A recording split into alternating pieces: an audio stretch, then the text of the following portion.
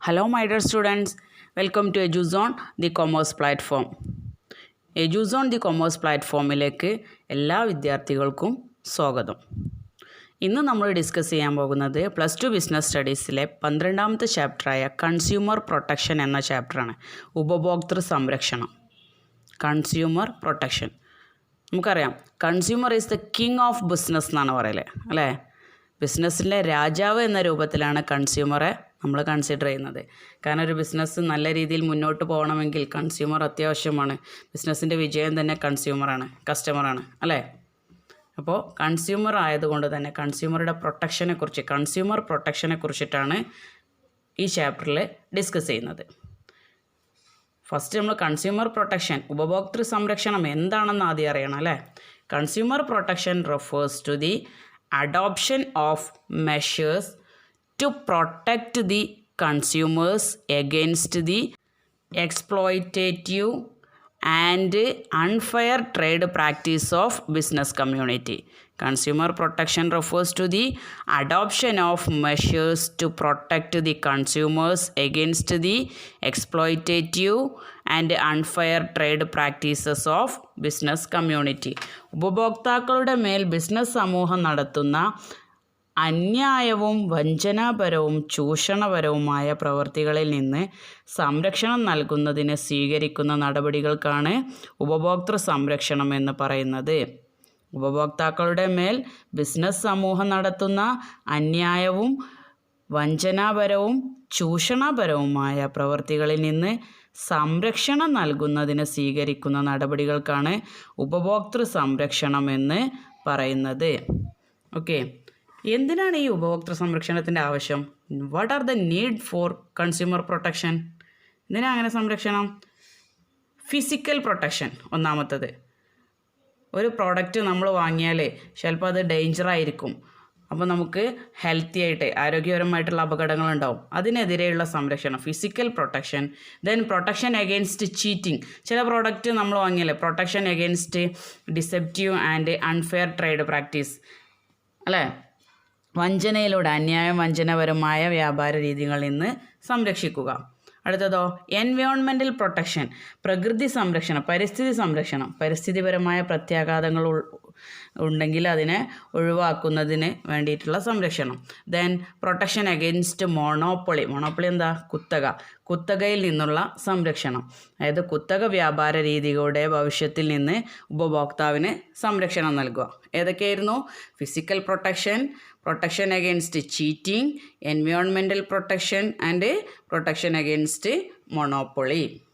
അടുത്തത് നമ്മൾ പറയാൻ പോകുന്നത് legal protection to customers or name of act for customers or consumers. കൺസ്യൂമേഴ്സിന് നിയമപരമായി കിട്ടുന്ന സംരക്ഷണങ്ങളുടെ പേര്. ഏതൊക്കെ സംരക്ഷണമാണ് കൺസ്യൂമേഴ്സിന് കിട്ടുന്നതെന്നാണ് നമ്മൾ പറയാൻ പോകുന്നത്. First one, the consumer protection act 1986. 1986 ഉപഭോക്തൃ സംരക്ഷണ നിയമം. ഈ നിയമത്തിൽ പറയണത് the act give protection to consumers against defective goods, deficient service, unfair trade practices and all other forms of exploitation. എന്തൊക്കെയാണ്? കേടായ സാധനങ്ങൾ, അപര്യാപ്തമായ സേവനം, അധാർമികമായ കച്ചവട രീതി, മറ്റു തരത്തിലുള്ള ചൂഷണങ്ങൾ എന്നിവയിൽ നിന്നുമാണ് ഈ നിയമം ഉപഭോക്താക്കൾക്ക് സംരക്ഷണം നൽകുന്നത്.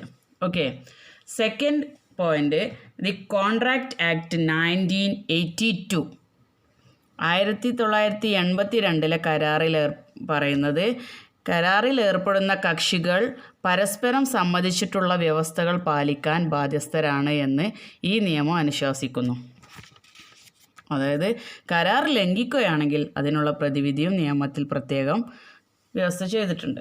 Okay, then sale of goods act 1930. 1930 sale of goods ആക്റ്റിൽ പറയുന്നത് വാങ്ങിയ സാധനങ്ങൾ പ്രകടമായ അല്ലെങ്കിൽ അന്തർലീനമായ വാറണ്ടികൾക്കനുസൃതമായ എല്ലാ സാധനങ്ങൾ വാങ്ങിക്കുന്നവർക്ക് ചില സംരക്ഷണം ഈ നിയമം വിഭാവനം ചെയ്യുന്നു. അതായത് സെയിൽ ഓഫ് ഗുഡ്സ് ആക്ട് നിയമപ്രകാരം ചില വാങ്ങിയ സാധനങ്ങൾക്ക് അതിൽ പറയുന്നതിനേക്കാൾ കൂടുതൽ സംരക്ഷണം നൽകുമെന്നാണ് സെയിൽ ഓഫ് ഗുഡ്സ് ആക്ട് പറയുന്നത്.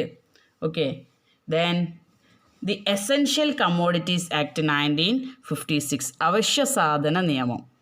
അവശ്യ വസ്തുക്കളുടെ ഉൽപ്പാദനം, വിതരണം എന്നിവയുടെ ക്രമീകരണത്തിനുള്ള നിയമമാണ് അവശ്യ സാധനങ്ങളുടെ നിയമം 1955. Okay, then the agricultural produce grading and marketing. ഈ നിയമത്തിൽ പറയുന്നത് കാർഷിക ഉൽപ്പന്നങ്ങൾക്കും കന്നുകാലി ഉൽപ്പന്നങ്ങൾക്കും ചില ഗ്രേഡ് നിലവാരം അനുശാസിക്കുന്നുണ്ട്. കാർഷിക ഉൽപ്പന്നങ്ങളുടെ ഗ്രേഡിങ്, മാർക്കിങ്, പാക്കിംഗ് എന്നിവയെക്കുറിച്ചുള്ള നടപടിക്രമങ്ങളാണ് ഈ ആക്റ്റിൽ പറയുന്നത്. ഈ ആക്റ്റിൽ ഗുണമേന്മയുടെ അടയാളത്തിനാണ് ആഗ്മാർക്ക്. അടുത്തൊരു ആക്ട് എന്ന് പറയുന്നത് the prevention of food adulteration act 1954. Food adulteration എന്താ അങ്ങനെ പറഞ്ഞാൽ ഭക്ഷണത്തിൽ മായം ചേർക്കുക. ഓക്കെ, ഈ നിയമം ഭക്ഷ്യസാധനങ്ങളിലെ മായം ചേർക്കൽ പരിശോധിക്കുന്നു. പൊതുജനാരോഗ്യം മുൻനിർത്തി ഉൽപ്പന്നങ്ങളുടെ പരിശുദ്ധി ഉറപ്പാക്കാനുള്ള നിയമമാണ് ഫുഡ് അഡൾട്രേഷൻ ആക്ട് 1954. അടുത്തൊരു പോയിന്റ് എന്ന് പറയുന്നത് the standard of weight and measure act 1976. അതായത് അളവ് തൂക്ക നിലവാരപ്പെടുത്തൽ നിയമം. എന്താ അങ്ങനെ പറഞ്ഞാൽ ഈ നിയമം അളവ് തൂക്കലാണ് അല്ലേ. തൂക്കത്തിൻ്റെ അല്ലെങ്കിൽ എണ്ണത്തിൻ്റെ അടിസ്ഥാനത്തിൽ വിൽക്കുക, വിതരണം ചെയ്യുന്ന ഉൽപ്പന്നങ്ങൾക്ക് ബാധകമാണ്. തൂക്കത്തിൽ, എണ്ണത്തിലൊക്കെ വഞ്ചിക്കപ്പെടുന്നതിന്, കസ്റ്റമേഴ്സിനെ വഞ്ചിക്കുന്നതിന് എതിരെയുള്ള ഒരു ആക്റ്റാണ്. അവർക്ക് പ്രൊട്ടക്ഷൻ കൊടുക്കുന്ന ആക്റ്റാണ് standard of weight and measure act 1976. അടുത്തൊരു നിയമം ദി കോമ്പറ്റീഷൻ ആക്ട് 2002. കോമ്പറ്റീഷൻ നിയമം 2002 MRTP ആക്ട് എന്ന് പറയും അല്ലേ. മോണോപ്പൊളീസ് ആൻഡ് റെസ്ട്രിക്റ്റീവ് ട്രേഡ് പ്രാക്ടീസ്. അതായത് ഈ ആക്ടിന് MRTP ആക്ടിന് പകരമുള്ള ആക്റ്റാണ് കോമ്പറ്റീഷൻ ആക്ട് എന്ന്. ബിസിനസ് സ്ഥാപനം പിന്തുടരുന്ന നയങ്ങൾ വിപണിയിൽ മത്സരത്തിന് തടസ്സം സൃഷ്ടിക്കുന്ന വിധത്തിലുള്ളവയാണെങ്കിൽ അതിനെതിരെയാണ് സംരക്ഷണം കൊടുക്കുന്നതാണ് കോമ്പറ്റീഷൻ നിയമം. അതായത് മത്സരങ്ങൾക്കൊക്കെ തടസ്സം നിൽക്കുന്ന കാര്യങ്ങൾക്കെതിരെ സംരക്ഷണം നൽകുന്നത്. ദെൻ ലാസ്റ്റ് ഒരു ആക്ട് കൂടിയുണ്ട്, bureau of Indian standard act 1986. അതായത് രണ്ട് തരം, ഈ ആക്ട് രണ്ടെണ്ണം ഉണ്ട്. ഗുണനിലവാരം രൂപപ്പെടുത്താനും BIS സർട്ടിഫിക്കേഷൻ വഴി സർട്ടിഫിക്കേഷൻ നടത്താനും നിർമ്മാതാക്കൾക്ക് അവരുടെ ഉൽപ്പന്നങ്ങൾക്ക് ISI മാർക്ക് അടയാളപ്പെടുത്തണമെങ്കിൽ നിർദ്ദിഷ്ട ഗുണമേന്മയുമായി ഒത്തുപോകുന്നവയായിരിക്കണം അവരുടെ ഉൽപ്പന്നങ്ങൾ. ബ്യൂറോവിന് കീഴിലുള്ള പരാതി വിഭാഗം ഉപഭോക്താക്കളിൽ നിന്നുള്ള പരാതി സ്വീകരിക്കും. അതായത് ഗുണനിലവാരം രൂപപ്പെടുത്തുക, BIS ഹോൾമാർക്കൊക്കെ നമ്മൾ കേട്ടിട്ടില്ലേ, അതുപോലെയുള്ള സർട്ടിഫിക്കേഷൻ നൽകുന്നതാണ്. ഓക്കെ, പറഞ്ഞിട്ട് ആ കാര്യങ്ങൾ അതിലില്ലെങ്കിൽ, ആ ഒരു പ്യൂരിറ്റി അല്ലെങ്കിൽ ഗുണനിലവാരം അതിനില്ലെങ്കിൽ അതിനെതിരെ നമുക്ക് കേസ് കൊടുക്കാം. അതിന് പറയുന്ന act bureau of Indian standard act 1986. അപ്പോൾ ഏതൊക്കെയായിരുന്നു? നെയിം ഓഫ് ആക്ട്, കൺസ്യൂമർ പ്രൊട്ടക്ഷനുള്ള ലീഗൽ പ്രൊട്ടക്ഷൻ ടു കൺസ്യൂമേഴ്സിന് പ്രധാനപ്പെട്ട 10 നിയമങ്ങളാണ് ഇവിടെ നമ്മൾ പറയുന്നത്. അപ്പോൾ നമ്മളോട് ചോദിക്കൽ നെയിം ഓഫ് ആക്ട് ഫോർ കൺസ്യൂമേഴ്സിന് രക്ഷയ്ക്കുള്ള ആക്റ്റുകൾ ഏതൊക്കെ, അല്ലെങ്കിൽ legal protection to customers or consumers, അതാണ് ക്വസ്റ്റ്യൻ. അതിന് ആൻസർ കൊടുക്കേണ്ടത് ദി കൺസ്യൂമർ പ്രൊട്ടക്ഷൻ ആക്ട് 1986 അല്ലേ, 1986 പ്രൊട്ടക്ഷൻ ആക്ട് ഉണ്ട്.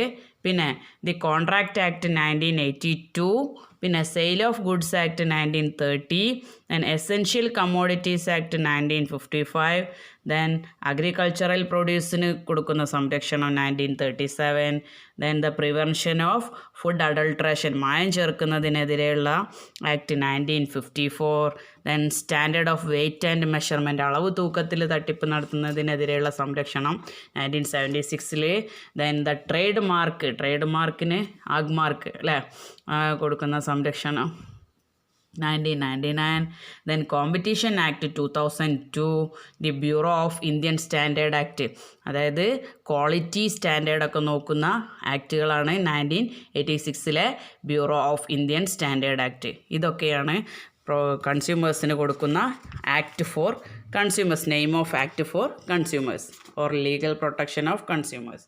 ഇനി കൺസ്യൂമേഴ്സിന് ഈ കാര്യങ്ങളൊക്കെ ഉണ്ടെന്ന് പറഞ്ഞല്ലോ, അതിന് പുറമെ കൺസ്യൂമേഴ്സിന് ഒരുപാട് അവകാശങ്ങളുണ്ട്. അത് ഏറ്റവും ഇമ്പോർട്ടൻ്റ് ആയിട്ടുള്ള നമ്മളൊരു കൺസ്യൂമറാണ് അല്ലേ. കൺസ്യൂമർ എന്ന സ്ഥിതിക്ക് നമ്മൾ അറിയേണ്ട നമുക്കുള്ള അവകാശങ്ങളെ കുറിച്ചിട്ടാണ് അടുത്തതായിട്ടൊരു topic. What are the rights of a consumer? കൺസ്യൂമറുടെ അവകാശങ്ങൾ എന്തൊക്കെയായിരിക്കും? First one, right to safety, സുരക്ഷിതത്വത്തിനുള്ള അവകാശം വേണ്ടേ? അതായത് നമ്മൾ വാങ്ങിയ പ്രോഡക്റ്റ് കൊണ്ട് നമുക്ക് ആരോഗ്യത്തിന് ഹാനികരം ഉണ്ടാകാൻ പാടുണ്ടോ? ഇല്ല. അല്ലെങ്കിൽ ഇലക്ട്രിക്കൽ ഉപകരണം ഉപയോഗിച്ചു പൊട്ടിത്തെറിച്ചു, അങ്ങനെയുള്ള ഉപകരണങ്ങളൊന്നും ഇതാവരുത്. അതിനെതിരെയുള്ള സുരക്ഷിതത്വം വേണം. Right to safety. പിന്നെ റൈറ്റ് ടു ബി ഇൻഫോംഡ്, അറിയപ്പെടാനുള്ള അവകാശം. നമ്മൾ വാങ്ങാൻ ഉദ്ദേശിക്കുന്ന ഉൽപ്പന്നത്തിന് അടങ്ങിയിരിക്കുന്ന വസ്തുക്കളുടെ വിവരം, അതിൻ്റെ ഡേറ്റ്, അളവ്, അതിൻ്റെ ഫോൾട്ട്, എല്ലാ കാര്യങ്ങളും നമുക്ക് അറിയാനുള്ള അവകാശമുണ്ട്. റൈറ്റ് ടു ബി ഇൻഫോംഡ്, നമ്മളോട് പറഞ്ഞു തരാൻ ഒരു സ്ഥാപനം നമുക്ക് പറഞ്ഞു തരണം, അതിനുള്ള അവകാശം നമുക്കുണ്ട്. അടുത്തത് റൈറ്റ് ടു ചൂസ്, അതായത് ഒരുപാട് ഐറ്റംസ് ഉണ്ടെങ്കിൽ വൈവിധ്യമാർന്ന ഉൽപ്പന്നങ്ങളിൽ നിന്ന് തിരഞ്ഞെടുക്കാനുള്ള അവകാശം ഒരു കസ്റ്റമർക്കുണ്ട്. തിരഞ്ഞെടുക്കാനുള്ള അവകാശം, right to choose. Then fourth right എന്ന് പറയുന്നത് റൈറ്റ് ടു ബി ഹിയേർഡ്, അതായത് പരാതിപ്പെടാനുള്ള അവകാശം. ഒരു ഉൽപ്പന്നം നമ്മൾ വാങ്ങി, ഒരു പ്രോഡക്റ്റ് നമ്മൾ വാങ്ങി, അതിനെക്കുറിച്ച് കംപ്ലൈൻ്റ് ആയി അതിനകത്ത് പരാതിപ്പെടാൻ നമുക്കൊരു ആസ് എ കസ്റ്റമർ നമുക്കതിനുള്ള അവകാശമുണ്ട്. ഓക്കെ, പരാതിപ്പെടാനുള്ള അവകാശമുണ്ട്. Then right to seek redressal, പരാതി പരിഹരിച്ച് കിട്ടാനുള്ള അവകാശം നമുക്കുണ്ട്. അതായത് നമ്മളൊരു പരാതി കൊടുത്താൽ ആ പരാതിക്ക് നമുക്ക് പരിഹാരം കിട്ടണം, അതിനുള്ള അവകാശവും നമുക്കുണ്ട്. അടുത്തതോ റൈറ്റ് ടു കൺസ്യൂമർ എഡ്യൂക്കേഷൻ, ഉപഭോക്തൃ വിജ്ഞാനത്തിനുള്ള അവകാശമുണ്ട്. അറിവ് സമ്പാദിക്കാനും അതുവഴി ജീവിതകാലം മുഴുവനും അറിവുള്ള ഒരു ഉപഭോക്താവായിരിക്കാനുമുള്ള ഒരു ഉപഭോക്താവിന് അവകാശമുണ്ട്. ഈ അവകാശത്തെ നിറവേറ്റുന്നതിന് നിരവധി ഉപഭോക്തൃ സംഘടനകളും ചില ബിസിനസ് സ്ഥാപനങ്ങളും ഉപഭോക്താക്കളെ ബോധവൽക്കരണ ക്യാമ്പുകളൊക്കെ നടത്തുന്നുണ്ട്. Okay, right to consumer education. അപ്പോൾ ഇമ്പോർട്ടൻ്റ് ആയിട്ട് ഫോക്കസിങ് ആയിട്ടുള്ള ഒരു ഏരിയയാണ് consumer right of a consumer. കൺസ്യൂമറുടെ അവകാശങ്ങൾ ഏതൊക്കെയായിരുന്നു? റൈറ്റ് ടു സേഫ്റ്റി, സുരക്ഷിതത്തിനുള്ള അവകാശം. റൈറ്റ് ടു ബി ഇൻഫോംഡ്, അറിയിക്കപ്പെടാനുള്ള അവകാശമുണ്ട്. അടുത്തത് റൈറ്റ് ടു ചൂസ്, തിരഞ്ഞെടുക്കാനുള്ള അവകാശമുണ്ട്. Then right to be heard, പരാതിപ്പെടാനുള്ള അവകാശമുണ്ട്. ഇനി റൈറ്റ് ടു സീക്ക് റിഡ്രസൽ, പരാതി കൊടുത്തത് പരിഹരിച്ച് കിട്ടാനുള്ള അവകാശമുണ്ട്. Then sixth right to consumer education, ഉപഭോക്തൃ വിജ്ഞാനത്തിനുള്ള അവകാശവും നമുക്ക് ഉണ്ട്. ഇതൊക്കെയാണ് കൺസ്യൂമറുടെ റൈറ്റ് ഓഫ് കൺസ്യൂമർ. നെക്സ്റ്റ് ഒരു ഇമ്പോർട്ടൻ്റ് ഫോക്കസിങ് ഏരിയ എന്ന് പറയുന്നത് ഒരു റിഡ്രസൽ ഫോറാണ്. അതായത് ഉപഭോക്തൃ സംരക്ഷണ സമിതിയിൽ ആർക്കൊക്കെ പരാതി ഏതൊക്കെ രീതിയിൽ നമുക്ക് പരാതി കൊടുക്കാം എന്നതിനെ കുറിച്ചിട്ടാണ്. അത് ത്രീ തല സംവിധാനം വഴിയാണ് നമുക്ക് പരാതി കൊടുക്കാനുള്ള അവസരങ്ങൾ നമുക്കുള്ളത്. അതിൽ ഫസ്റ്റ് വൺ ഡിസ്ട്രിക്റ്റ് ഫോറം, പിന്നെ state commission, then national commission. District forum, state commission and national commission, 3 സ്റ്റേജിലാണ് നമുക്ക് പരാതി കൊടുക്കാനുള്ള അവസരമുള്ളത്. ഓക്കെ, അപ്പോൾ ഓരോ ഫോറത്തിലും പരാതി കൊടുക്കാൻ ആർക്കൊക്കെയാണോ ഉള്ളതെന്ന് നോക്കാം. ഏതൊക്കെ ഫോറത്തിൽ ആർക്കൊക്കെ ഏത് കംപ്ലൈൻറ്റിന് എവിടെ കൊടുക്കണം ആപ്ലിക്കേഷൻ കംപ്ലൈൻറ്റ് എന്നുള്ളതിനെ കുറിച്ചിട്ടാണ് ഈ ഒരു ഭാഗത്ത് നമ്മൾ ഡിസ്കസ് ചെയ്യുന്നത്. Redressal forum. ഓക്കെ, അതായത് redressal forum under CPA, redressal forum under consumer protection act. First one district forum, ജില്ലാ ഫോറം എന്ന് പറയുന്നത് ഇവിടെ ഒരു പ്രസിഡൻറ്റും 2 മെമ്പേഴ്സും ഉണ്ടാവും. ഓക്കെ, എല്ലാവരും സംസ്ഥാന ഗവൺമെൻറ്റാണ് എല്ലാവരെയും നിയമിക്കുന്നത്. ഡിസ്ട്രിക്ട് ഫോറത്തിൽ മെമ്പേഴ്സിനെ നിയമിക്കുന്നത് സ്റ്റേറ്റ് ഗവൺമെൻറ്റാണ്. ഓക്കെ, ദെൻ എന്താണോ സേവനം, അവർക്ക് കിട്ടിയ സേവനം അല്ലെങ്കിൽ ആ പ്രോഡക്റ്റിൻ്റെ മൂല്യം, ഉപഭോക്താവിന് അവകാശപ്പെടുന്ന നഷ്ടപരിഹാരം കൂടി ആ കംപ്ലൈൻറ്റ് 20 ലക്ഷം രൂപയ്ക്ക് താഴെയാണെങ്കിൽ ജില്ലാ ഫോറത്തിൽ പരാതിപ്പെടാം. അയാൾക്ക് കിട്ടേണ്ട അയാൾക്ക് കംപ്ലൈൻറ്റ് കൊടുക്കുമ്പോൾ കിട്ടേണ്ട നഷ്ടപരിഹാരത്തിൻ്റെ തുക അത് 20 ലക്ഷത്തിന് താഴെയാണെങ്കിലാണ് ഡിസ്ട്രിക്ട് ഫോറത്തിൽ പരാതി കൊടുക്കേണ്ടത്. പിന്നെ പരാതി കിട്ടിയാൽ ആർക്കെതിരെയാണോ പരാതി നൽകിയിരിക്കുന്നത് അയാൾക്കത് കൈമാറും. ആരെ പേരിലാണോ നമ്മൾ കംപ്ലയിൻറ്റ് കൊടുത്തത് അയാൾക്ക് ഈ കംപ്ലയിൻറ്റ് കൈമാറും. ദെൻ ആവശ്യമാണെങ്കിൽ സാധനങ്ങളോ അതിൻ്റെ സാമ്പിളോ പരിശോധനയ്ക്കായി ലബോറട്ടറിയിലേക്ക് അയക്കും. നമ്മൾ കംപ്ലയിൻറ്റ് കൊടുത്തു, ആ പ്രോഡക്റ്റിൻ്റെ കംപ്ലയിൻ്റ് ആണെന്ന് പറയുമ്പോൾ ആ പ്രോഡക്റ്റിൽ എന്താണ് കംപ്ലയിൻറ്റ് എന്നുള്ളത് അറിയാൻ ആവശ്യമെങ്കിൽ അതിൻ്റെ ഒരു സാമ്പിൾ നമ്മൾ ലാബിലേക്ക് അയച്ചു കൊടുക്കും. ദെൻ പരിശോധനാ റിപ്പോർട്ടിൻ്റെ അന്വേഷണത്തിൻ്റെ അടിസ്ഥാനത്തിൽ ആർക്കെതിരെയാണോ പരാതി നൽകിയിരിക്കുന്നത് അയാൾക്ക് അതിൻ്റെ ഉത്തരവ് അയച്ചു കൊടുക്കും. അതായത് എന്താണോ റിസൾട്ട് അതിനനുസരിച്ച് അയാൾക്ക് ഉത്തരവ് അയക്കും. ദെൻ ജില്ലാ ഫോറത്തിൻ്റെ തീരുമാനത്തിൽ പരാതിക്കാരൻ തൃപ്തനല്ലെങ്കിൽ അയാൾക്ക് 30 ദിവസത്തിനുള്ളിൽ അടുത്ത മേലധികാരിക്ക് അതായത് സംസ്ഥാന കമ്മീഷന് അപ്പീൽ നൽകാം. അതായത് ഡിസ്ട്രിക്ട് ഫോറത്തിൽ അയാൾ അപ്ലൈ ചെയ്തിട്ട് പരാതി കൊടുത്തിട്ട് അയാൾ സാറ്റിസ്ഫൈഡ് അല്ലെങ്കിൽ 30 ദിവസത്തിനുള്ളിൽ ആ പരാതി കിട്ടിയതിന് 30 ദിവസത്തിനുള്ളിൽ അയാൾക്ക് അത് സ്റ്റേറ്റ് കമ്മീഷൻ്റെ കീഴിൽ പരാതി കൊടുക്കാം. അല്ല എന്നുണ്ടെങ്കിൽ അയാൾ 20 ലക്ഷത്തിൻ്റെ താഴെയുള്ള നഷ്ടപരിഹാരത്തിന് ജില്ലാ ഫോറത്തിലാണ് പരാതി കൊടുക്കേണ്ടത്. ഓക്കെ. സെക്കൻഡ് റിഡ്രസൽ ഫോറം എന്ന് പറയുന്നത് സ്റ്റേറ്റ് കമ്മീഷനാണ്, സംസ്ഥാന കമ്മീഷന്. ഇതിലും അതുപോലെ തന്നെ ഒരു പ്രസിഡൻറ്റും 2 മെമ്പേഴ്സും മിനിമം 2 മെമ്പേഴ്സും ഉണ്ടാവും. ദെൻ എല്ലാവരെയും നിയമിക്കുന്നത് സ്റ്റേറ്റ് ഗവൺമെൻറ്റാണ്. അതുപോലെ നഷ്ടം എത്രയാണോ കംപ്ലയിൻറ്റ് കൊടുത്ത വ്യക്തിക്ക് കിട്ടുന്ന നഷ്ടപരിഹാരം എത്രയാണോ അത് 20 ലാഖിനും 1 crore ഇടയിലാണെങ്കിൽ അത്തരം പരാതികളൊക്കെ കൊടുക്കേണ്ടത് സ്റ്റേറ്റ് ഗവൺമെൻറ്റിനാണ്. ഓക്കെ. ഈ ഡിസ്ട്രിക്ട് ഫോറത്തിലെ പരാതി സാറ്റിസ്ഫൈഡ് അല്ലെങ്കിൽ ആ പരാതി കൊടുക്കേണ്ടത് സ്റ്റേറ്റ് ഗവൺമെൻറ്റിനാണ്. അതിന് പുറമെ 20 ലാഖിൻ in between 20 lakh to 1 crore, ഒരു 20 ലക്ഷത്തിൻ്റെ 1 കോടിക്ക് ഇടയിലാണ് നഷ്ടപരിഹാരം ഉണ്ടെങ്കിൽ അവരുടെ പരാതിയും കൊടുക്കേണ്ടത് സ്റ്റേറ്റ് കമ്മീഷൻ്റെ മുന്നിലാണ്. ഈ കമ്മീഷന് പരാതി നമ്മൾ കൊടുത്തിട്ടുണ്ടെങ്കിൽ ഉടനെ തന്നെ അവർ അതിൻ്റെ പരാതി കിട്ടിയ ആർക്കാണോ ആരുടെക്കെതിരെയാണോ പരാതി കൊടുത്തത് അവർക്ക് ആ പരാതി അയച്ചു കൊടുക്കും. ഓക്കെ. അത് അയച്ചു കൊടുത്തിട്ട് പരിശോധനാ റിപ്പോർട്ടിൻ്റെ അടിസ്ഥാനത്തിൽ ഉത്തരവ് പുറപ്പെടുവിക്കും. അതായത് എന്തെങ്കിലും സാമ്പിൾ ആവശ്യമുണ്ടെങ്കിൽ സാമ്പിൾ അയച്ചു കൊടുക്കും. നമ്മൾ ഡിസ്ട്രിക്ട് ഫോറത്തിൽ ചെയ്യുന്ന സെയിം പർപ്പസ് തന്നെയാണ്. അയച്ചു കൊടുക്കും, അതിൻ്റെ റിസൾട്ട് കിട്ടും. റിസൾട്ടിൻ്റെ അടിസ്ഥാനത്തിൽ ഇതിൻ്റെ റിസൾട്ട് 2 കൂട്ടർക്ക് അയച്ചു കൊടുക്കും. അയച്ചു കൊടുത്തിട്ട് അയാൾ ആ പരാതി കൊടുത്ത ആൾ ഈ റിസൾട്ടിൽ തൃപ്തനല്ലെങ്കിൽ അയാൾക്ക് 30 ദിവസത്തിൻ്റെ ഉള്ളിൽ 1 മാസത്തിൻ്റെ ഉള്ളിൽ അയാൾക്ക് മേലധികാരിക്ക് വീണ്ടും കംപ്ലയിൻറ്റ് ചെയ്യാം. അയാളുടെ സ്റ്റേറ്റ് കമ്മീഷൻ്റെ മേലധികാരി ആരായിരിക്കും? നാഷണൽ കമ്മീഷൻ അല്ലേ, ദേശീയ കമ്മീഷന് വീണ്ടും പരാതി കൊടുക്കാം. അപ്പോൾ നമ്മൾ ഡിസ്ട്രിക്ട് ഫോറത്തിൽ കംപ്ലയിൻറ്റ് കൊടുത്തു, അവിടെ നിന്ന് സാറ്റിസ്ഫൈഡ് അല്ലെങ്കിൽ നാഷണൽ കമ്മീഷനിൽ കൊടുക്കും. സാറ്റിസ്ഫൈഡ് അല്ലാത്തവർ മാത്രമല്ല അവരുടെ നഷ്ടപരിഹാരം 20 ലാഖിന് 1 crore ഇടയിലാണെങ്കിൽ അവർ കൊടുക്കേണ്ടത് നാഷണൽ കമ്മീഷനാണ്. അപ്പോൾ നമ്മുടെ നഷ്ടപരിഹാരം എത്ര രൂപയ്ക്കുള്ള കംപ്ലയിൻ്റ് ആണ് എന്നുള്ളത് നോക്കിയിട്ടാണ് കമ്മീഷണൽ റിഡ്രസൽ ഫോറത്തിൽ നമ്മൾ കംപ്ലയിൻറ്റ് കൊടുക്കേണ്ടത്. ഓക്കെ. ഇനി അടുത്തൊരു റിഡ്രസൽ ഫോറം എന്ന് പറയുന്നത് നാഷണൽ കമ്മീഷനാണ്. നാഷണൽ കമ്മീഷനിൽ അതുപോലെ തന്നെ consist of president and at least 4 other members. National കമ്മീഷനിൽ പ്രസിഡൻറ്റിന് പുറമെ 4 മെമ്പേഴ്സ് അറ്റ്ലീസ്റ്റ് ഉണ്ടായിരിക്കണം. Okay. All are appointed by the central government. Central ഗവൺമെൻറ്റാണ് അവരെ അപ്പോയിൻറ്റ് ചെയ്യുന്നത്. നമ്മുടെ ഡിസ്ട്രിക്ട് ഫോറും സ്റ്റേറ്റിലും state ഗവൺമെൻറ്റാണ്.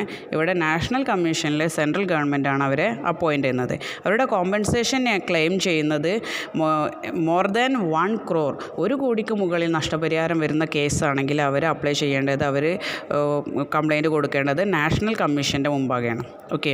Then on receiving complaint it shall be referred the complaint the party against whom complaint has been received. അതായത് complaint കിട്ടിയതിന് ശേഷം ആർക്കെതിരെയാണ് complaint കിട്ടിയത് അത് അവർക്ക് അയച്ചു കൊടുക്കും. Then goods or sample therefore may be send a laboratory for testing. ഇനി അത്യാവശ്യം വരികയാണെങ്കിൽ അവരുടെ സാമ്പിൾ കംപ്ലയിൻറ്റ് കൊടുത്ത മെറ്റീരിയൽ എന്താണോ അതിന് ടെസ്റ്റിന് സാമ്പിളായിട്ട് ലാബിലേക്ക് അയച്ചു കൊടുക്കും. ആ അയച്ചു കൊടുത്ത റിസൾട്ട്, ആ സാമ്പിളിൻ്റെ റിസൾട്ട് പ്രകാരമാണ് പിന്നീട് അങ്ങോട്ട് കേസ് ഫോളോ ചെയ്യുന്നത്. അതിനനുസരിച്ചിട്ടുള്ള നഷ്ടപരിഹാരം അയാൾക്ക് കൊടുക്കും. അത് 1 ലാഖിന് മുകളിലാണെങ്കിൽ 1 crore മുകളിലാണെങ്കിലാണ് നാഷണൽ കമ്മീഷന് നമ്മൾ കംപ്ലയിൻറ്റ് കൊടുക്കുന്നത്. ഇനി ഈ നാഷണൽ കമ്മീഷനിൽ കൊടുത്ത കംപ്ലയിൻറ്റ് അയാൾ സാറ്റിസ്ഫൈഡ് അല്ലെങ്കിൽ അയാൾ സുപ്രീം കോടതിയിൽ അപ്പീലിന് പോകാം. ഓക്കെ, സുപ്രീം കോടതി വഴി അയാൾക്ക് അപ്പീൽ നൽകാം. അങ്ങനെ അയാൾക്ക് അയാളുടെ കോമ്പൻസേഷൻ വാങ്ങാം. അത് കൊടുക്കുന്ന സമയത്ത് അയാൾ 1 crore മുകളിലായിരിക്കണം അയാളുടെ കോമ്പൻസേഷൻ. അങ്ങനെയാണെങ്കിൽ സുപ്രീം കോടതിയിലേക്ക് അപ്പീലിന് പോകാൻ കഴിയുള്ളൂ. ഓക്കെ, അപ്പം റിഡ്രസൽ ഫോറത്തിൽ പറയുന്നത് 3 റിഡ്രസൽ ഫോറമാണ്. ഒന്ന് 3 ടയർ സംവിധാനമാണ്, അതായത് ത്രിതല സംവിധാനം എന്ന നിലവിലാണ് റിഡ്രസൽ ഫോറം വർക്ക് ചെയ്യുന്നത്. ഫസ്റ്റ് ജില്ലാ ഫോറം, ഡിസ്ട്രിക്ട് ഫോറം, പിന്നെ state commission, then national commission. District ഫോറത്തിൽ അയാൾ സാറ്റിസ്ഫൈഡ് അല്ലെങ്കിൽ അയാൾക്ക് സ്റ്റേറ്റ് കമ്മീഷനിൽ വീണ്ടും അപ്പീൽ കൊടുക്കാം, കംപ്ലൈൻറ്റ് കൊടുക്കാം. അതിലും അയാൾ സാറ്റിസ്ഫൈഡ് അല്ലെങ്കിൽ നാഷണൽ കമ്മീഷനിൽ അപ്ലൈ ചെയ്യാം, അല്ലെങ്കിൽ പരാതി വീണ്ടും കൊടുക്കാം, അപ്പീൽ ചെയ്യാം. അവിടെ നമ്മൾ സാറ്റിസ്ഫൈഡ് അല്ലെങ്കിൽ നമുക്ക് സുപ്രീം കോടതിയിൽ അപ്ലൈ ചെയ്യാം, അപ്പീൽ കൊടുക്കാം. പക്ഷേ സുപ്രീം കോടതിയിൽ അപ്പീൽ കൊടുക്കുന്ന സമയത്ത് നമ്മുടെ നഷ്ടപരിഹാര തുക 1 crore ആയിരിക്കണം. ഓക്കെ, അതിന് മുകളിലുള്ളെങ്കിലേ സുപ്രീം കോടതിയിൽ അപ്പീലിന് പോകാൻ പറ്റുള്ളൂ. ഓക്കെ, നാഷണൽ കമ്മീഷനിൽ അപ്ലൈ ചെയ്യണമെങ്കിൽ തന്നെ 1 crore ആണ്. നാഷണൽ കമ്മീഷനിൽ നമ്മൾ പരാതി കൊടുക്കുന്ന ആളുകളുടെ നഷ്ടപരിഹാരം 1 crore മുകളിലായിരിക്കും. അവിടെ നിന്ന് സാറ്റിസ്ഫൈഡ് അല്ലെങ്കിൽ അയാൾക്ക് സുപ്രീം കോടതിയിലേക്ക് അപ്പീലിന് പോവാം. അപ്പോൾ കൺസ്യൂമർ പ്രൊട്ടക്ഷൻ എന്ന ഇന്നത്തെ ഈ ചാപ്റ്ററിൽ നമ്മൾ ഡിസ്കസ് ചെയ്തത് കൺസ്യൂമർ പ്രൊട്ടക്ഷൻ എന്താണെന്നും പിന്നെ റൈറ്റ് ഓഫ് എ കൺസ്യൂമറുടെ റൈറ്റ് എന്തൊക്കെയാണ്, ഒരു കൺസ്യൂമർക്ക് ഉണ്ടാവേണ്ട റൈറ്റ് എന്തൊക്കെയാണെന്ന് പറഞ്ഞു. അതിന് പുറമെ name of act for consumers, ഓരോ ആക്റ്റും കൺസ്യൂമേഴ്സിന് പ്രൊവൈഡ് ചെയ്ത ഓരോ ആക്റ്റിനെ കുറിച്ചിട്ടും അതിൽ പറഞ്ഞു. പിന്നെ നമ്മൾ അപ്ലൈ ചെയ്യേണ്ട റിഡ്രസൽ ഫോറം, നമ്മൾ പരാതി ഫോറം ഏതൊക്കെയാണ്, ഏതൊക്കെ രീതിയിൽ എവിടെയൊക്കെയാണ് നമ്മൾ പരാതി കൊടുക്കേണ്ടതെന്നുള്ള കുറിച്ചിട്ടുള്ള കാര്യങ്ങളുമാണ് ഇന്നത്തെ ഈ ചാപ്റ്ററിൽ ഡിസ്കസ് ചെയ്തത്. ഇമ്പോർട്ടൻ്റ് ടോപ്പിക്കാണ് ഈ 3 കാര്യം: right of a consumer, name of act for consumer, then redressal forum under CPA. ഈ 3 കാര്യങ്ങളും അത്യാവശ്യം ഇമ്പോർട്ടൻ്റ് ടോപ്പിക്കാണ്. റൈറ്റ് ഓഫ് എ കൺസ്യൂമർ എന്ന് പറയുന്നത് നമ്മൾക്ക് ആസ് എ എക്സാം ബേസിൽ മാത്രമല്ല, നമ്മൾക്ക് എപ്പോഴും അറിഞ്ഞിരിക്കേണ്ട ഒരു ടോപ്പിക്കാണ് right of a consumer. Okay, നന്നായിട്ട് പഠിക്കുക. Okay, all the best. Thank U.